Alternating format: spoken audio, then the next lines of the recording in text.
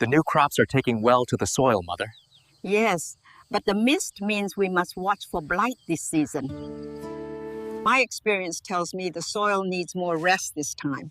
We rely on the weather, yes, but also on how we treat the earth. These new methods focus on water management. We channel the water precisely where it's needed for the new high-yield varieties we've planted here. It's hard work preparing the field, son. Do you think the harvest will be worth it? It will be, Mother. The rains came just in time. We just need to keep at it. This land is in our blood, son. We must continue the tradition of our ancestors and maintain it well. Yes, Mother. I understand.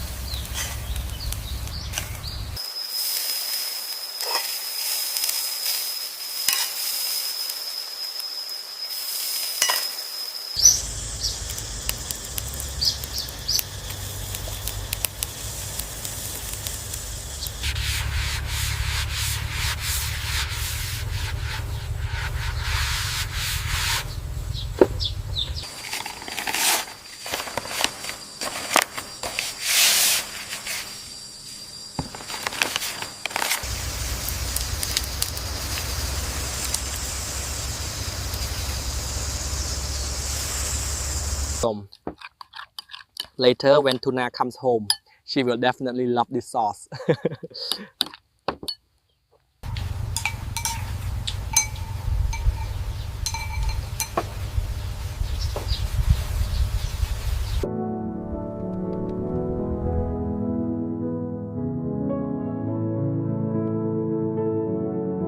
When everything was ready, the kitchen still smelled of cooked food. Tuna should have been home long ago. She had never kept him waiting so late, especially since they had planned this simple dinner together. Alex stood silently before the table, his hands still warm from the soup that had just been taken off the stove.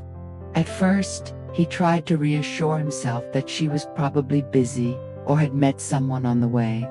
But time dragged on cruelly slowly. Anxiety began to creep in, smoldering like a small fire, becoming increasingly difficult to extinguish. He picked up his phone and called Tana once, twice, then many more times. Only the emotionless voice of the operator rang out.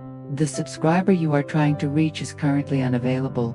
That sentence was like a cold knife, cutting through the remaining thoughts in Alex's head. His heart pounded, his breathing became rapid. A feeling of unease washed over him, shapeless but heavy. Alex rushed out of the house. The familiar road suddenly seemed longer than usual. He went to his mother's house first, hoping Anne would stop by, as she had done a few times before. But his mother's surprised look at him standing frantically at the door said it all. She wasn't there. The glimmer of hope vanished instantly. He continued walking, visiting familiar places. The tea shop at the end of the street, the grocery store, the street corner where Tuna used to stop to buy fruit. Alex asked everyone, trying to keep his voice calm, but his heart was in turmoil. Each shake of the head, "I haven't seen her," weighed heavily on his chest, as if the air around him was slowly disappearing. Finally, he reached the market. The afternoon market was crowded, noisy, and bustling, but Alex felt strangely lost. Amidst so many unfamiliar faces, he called out Tana's name in despair, hoping someone had seen her. But all he received was indifference or sympathetic glances. No one knew, no one saw. Standing in the middle of the market, Alex suddenly froze. Cold sweat trickled down the back of his neck, his hands trembling slightly. His fear was no longer vague. It was clear and painful. He feared losing her. He feared the terrible things he didn't dare think about. Hundreds of questions flooded Alex's mind, but none had answers. For the first time, he felt so deeply the sense of powerlessness. He could do nothing but search and wait. The meal at home was probably cold by now, just like the fragile hope in his heart. Alex took a deep breath, trying to steady himself. No matter how panicked he felt, he told himself, Tuna must be safe. He would definitely find her. Alex didn't give up, though his legs ached and his heart was heavy with anxiety. He still went to Mrs. Tone's house, the place Tuna occasionally visited when she had free time. He knocked on the door, unconsciously calling her name, as if just speaking would make her appear. But the one who answered him was Mrs. Tone. At that moment, Alex began to feel real fear, a fear that seeped deep into his heart, suffocating every breath.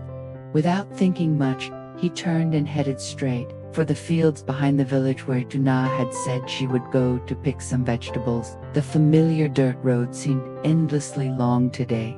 Darkness fell quickly, and the wind howled through the empty fields, carrying an indescribable feeling of unease. Alex had only one thought in his mind: please, nothing must happen to her. Halfway there, his heart stopped when he saw the familiar basket lying haphazardly by the ditch. The green vegetables were scattered and crushed in the mud. Alex rushed forward, falling to his knees, his trembling hands touching the icy cold basket. A feeling of emptiness and panic overwhelmed him, making his head spin. Tuna. He cried out in despair, calling out again and again, his voice lost in the vast space, but there was no answer. Only the chirping of insects and the darkness, gradually engulfing the field. It was completely dark. Alex sat down by the ditch, covering his face and weeping.